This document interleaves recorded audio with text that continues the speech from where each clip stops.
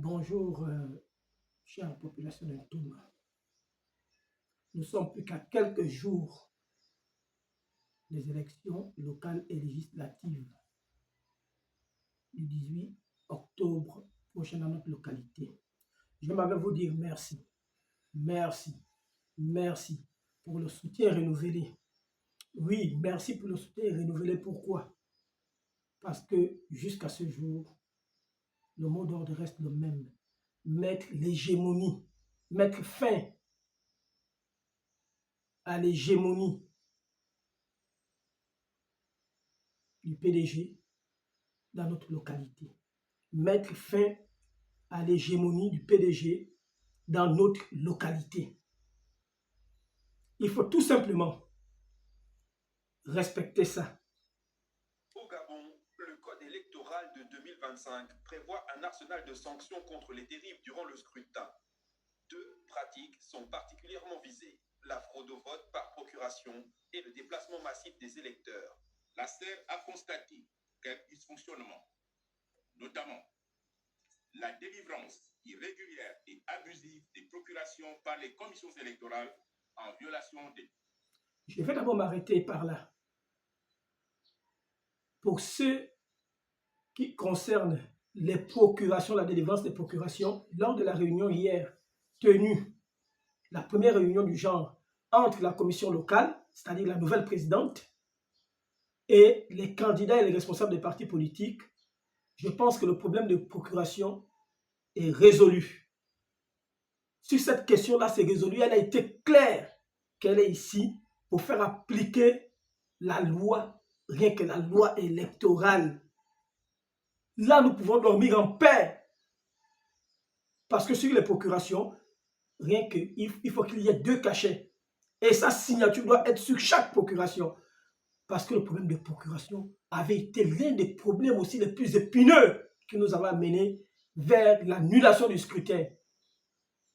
Chacun de nos adversaires du parti que tout le monde connaît là s'est retrouvé avec 5, 6, 7, 8, 9, parfois 15 procurations. Vraiment là, on peut dire chapeau à la commission locale. Continuons d'écouter. Disposition du code électoral.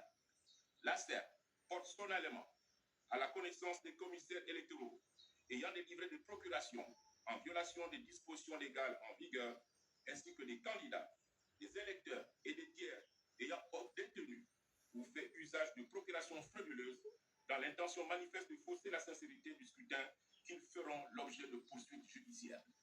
Désormais, toute manœuvre frauduleuse liée au vote par procuration est passible d'une peine d'emprisonnement allant de 3 mois à 2 ans, assortie d'une amende pouvant atteindre 5 millions de francs CFA.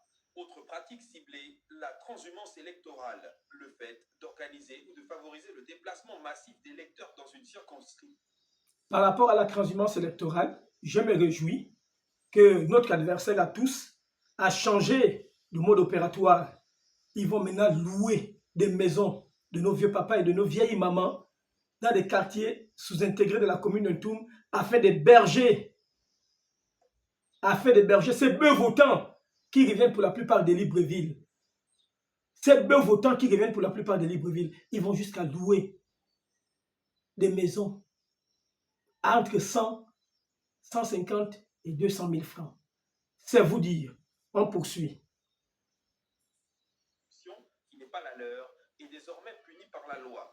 Les auteurs s'exposent à une peine de prison allant de 30 à 45 jours ou une amende de 100 000 à 500 000 francs CFA par électeur concerné.